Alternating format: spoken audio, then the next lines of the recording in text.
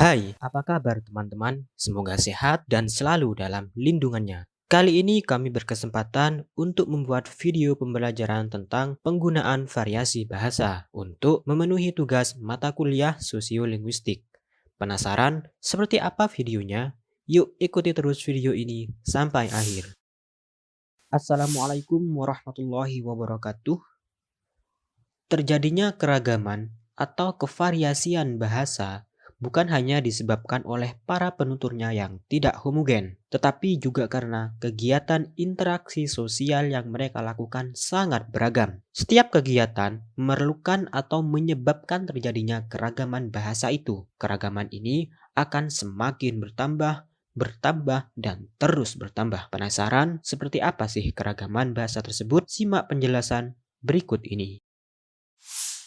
Halliday membedakan variasi bahasa berdasarkan pemakai atau dialek dan pemakaian atau register. Sedangkan Chair mengatakan bahwa variasi bahasa itu pertama-tama kita bedakan berdasarkan penutur dan penggunanya. Berdasarkan penutur berarti siapa yang menggunakan bahasa itu, di mana tinggalnya, bagaimana kedudukan sosialnya di dalam masyarakat, apa jenis kelaminnya, dan kapan bahasa itu digunakannya. Berdasarkan penggunaannya, berarti bahasa itu digunakan untuk apa, dalam bidang apa jalur dan alatnya, dan bagaimana situasi keformalannya. Yang pertama adalah variasi dari segi penutur.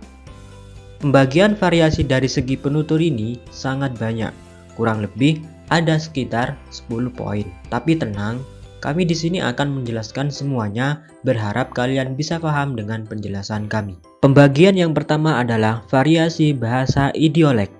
Idiolek merupakan variasi bahasa yang bersifat perseorangan. Setiap orang mempunyai idiolek masing-masing. Idiolek ini berkenaan dengan warna suara, pilihan kata, gaya bahasa, susunan kalimat, dan sebagainya. Yang paling dominan adalah warna suara. Kita dapat mengenali suara seseorang yang kita kenal hanya dengan mendengar suara tersebut. Yang kedua adalah variasi bahasa dialek. Dialek yaitu variasi bahasa dari sekelompok penutur yang jumlahnya relatif, yang berada di suatu tempat atau area tertentu. Umpamanya bahasa Jawa dialek Banyumas, Pekalongan, Surabaya, dan lain sebagainya. Bidang studi yang mempelajari tentang variasi bahasa ini adalah dialektologi. Yang ketiga adalah variasi bahasa kronolog atau dialek temporal. Kronolog atau dialek temporal yaitu variasi bahasa yang digunakan oleh sekelompok sosial pada masa tertentu. Sebagai contoh, variasi bahasa Indonesia pada masa tahun 30-an, 50-an, ataupun saat ini. Yang keempat, variasi bahasa sosiolek. Sosiolek atau dialek sosial yaitu variasi bahasa yang berkenaan dengan status, golongan, dan kelas sosial para penuturnya.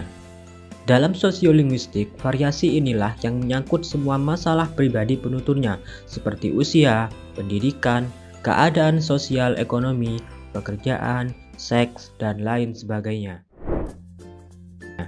Yang kelima adalah variasi bahasa berdasarkan usia. Variasi bahasa berdasarkan usia yaitu variasi bahasa yang digunakan berdasarkan tingkat usia. Misalnya, variasi bahasa anak-anak akan berbeda dengan variasi remaja atau orang dewasa. Pembagian yang selanjutnya ialah variasi bahasa berdasarkan pendidikan. Variasi bahasa berdasarkan pendidikan yaitu variasi bahasa yang terkait dengan tingkat pendidikan si pengguna bahasa tersebut. Misalnya, orang yang hanya mengenyam pendidikan sekolah dasar akan berbeda variasi bahasanya dengan orang yang lulus sekolah tingkat atas. Demikian pula orang yang lulus pada tingkat sekolah menengah atas akan berbeda penggunaan variasi bahasanya dengan mahasiswa atau para sarjana dan seterusnya. Selanjutnya yang ketujuh ialah variasi bahasa berdasarkan seks. Variasi bahasa berdasarkan seks adalah variasi bahasa yang terkait dengan jenis kelamin. Dalam hal ini adalah pria atau wanita. Misalnya variasi bahasa yang digunakan oleh ibu-ibu akan berbeda dengan variasi bahasa yang digunakan oleh bapak-bapak. Selanjutnya, yang kedelapan ialah variasi bahasa berdasarkan profesi, pekerjaan, atau tugas para penutur. Variasi ini adalah variasi bahasa yang terkait dengan jenis profesi, pekerjaan, dan tugas para pengguna bahasa tersebut. Misalnya, variasi yang digunakan oleh para buruh, guru, mubalik, dokter, dan lain sebagainya tentu mempunyai perbedaan variasi bahasa. Pembagian selanjutnya ialah variasi bahasa berdasarkan tingkat kebangsawanan. Variasi bahasa berdasarkan tingkat kebangsawanan adalah variasi yang terkait dengan tingkat dan kedudukan dalam masyarakat. Misalnya, adanya perbedaan variasi bahasa yang digunakan oleh raja atau keturunan raja dengan masyarakat biasa dalam bidang kosakata. Seperti kata mati digunakan untuk masyarakat biasa, sedangkan para raja menggunakan kata wafat. Variasi bahasa berdasarkan tingkat ekonomi para penutur. Variasi bahasa berdasarkan tingkat ekonomi para penutur adalah variasi bahasa yang mempunyai kemiripan dengan variasi bahasa berdasarkan tingkat kebangsawanan. Hanya saja, variasi bahasa dengan tingkat ekonomi bukan mutlak sebagai warisan, sebagaimana halnya dengan tingkat kebangsawanan. Misalnya, seseorang yang mempunyai tingkat ekonomi yang tinggi akan mempunyai variasi bahasa yang berbeda dengan orang yang memiliki tingkat ekonomi yang lemah. Berkaitan dengan variasi bahasa, berdasarkan tingkat golongan, status, dan kelas sosial para penuturnya dikenal adanya variasi bahasa akrolek, basilek, vulgar, slang, kolokial, jargon, argoi, dan ken. Adapun penjelasan tentang variasi bahasa tersebut adalah sebagai berikut. Yang pertama, akrolek. Akrolek adalah variasi bahasa atau variasi sosial yang dianggap lebih tinggi atau lebih bergengsi dari variasi sosial lainnya. Selanjutnya, basilek. Basilek adalah variasi sosial yang dianggap kurang bergengsi atau bahkan dipandang rendah. Kemudian, vulgar. Vulgar adalah variasi sosial yang ciri-cirinya tampak pada pemakai bahasa yang kurang terpelajar atau dari kalangan yang tidak berpendidikan. Selanjutnya, selang. Selang adalah variasi sosial yang bersifat khusus dan rahasia. Dan yang terakhir, kolokial adalah variasi sosial yang digunakan dalam percakapan sehari-hari yang cenderung menyingkat kata karena bukan merupakan bahasa tulis.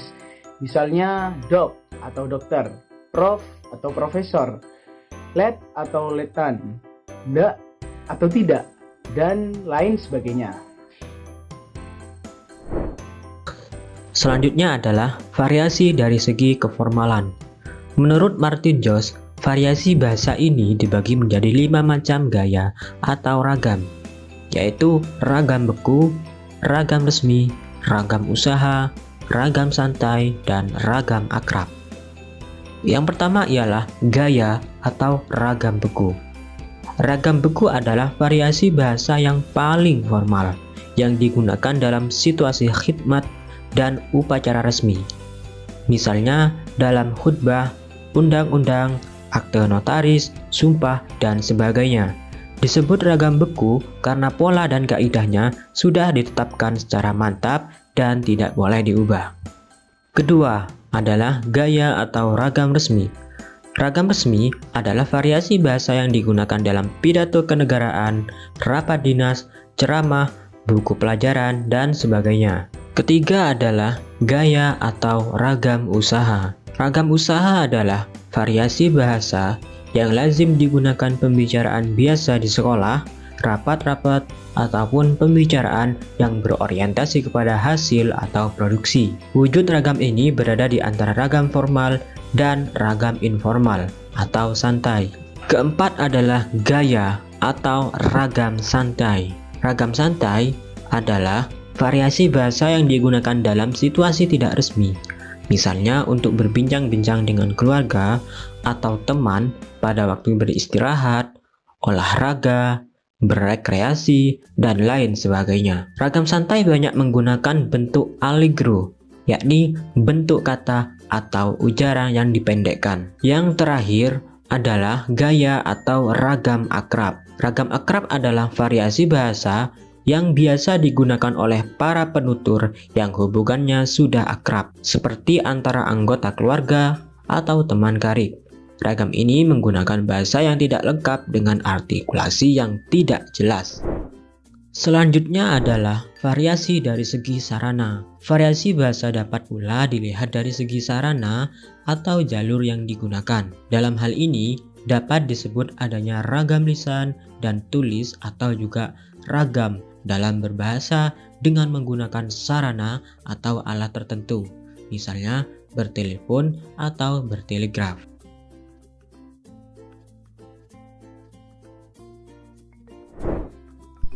Dan yang terakhir adalah variasi bahasa dari segi penggunaannya. Variasi bahasa dari segi penggunaannya disebut juga dengan fungsi leg, ragam, atau register.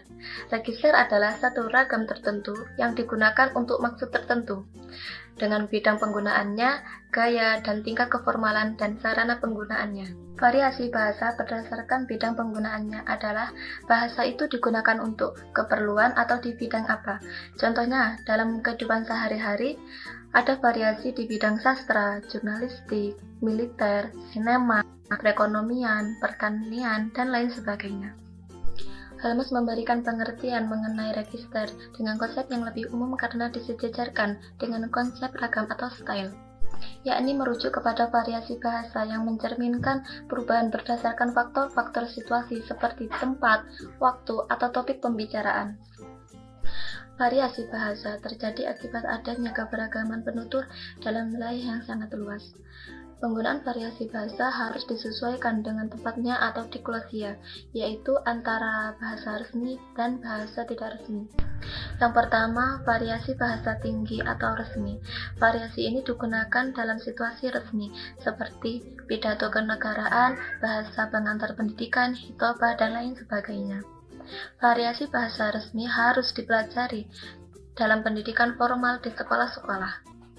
Yang kedua, variasi bahasa rendah atau tidak resmi. Variasi ini digunakan dalam situasi tidak formal, contohnya seperti di rumah, di warung, di jalan. Variasi ini dipelajari secara langsung dalam masyarakat umum dan tidak pernah dalam pendidikan formal.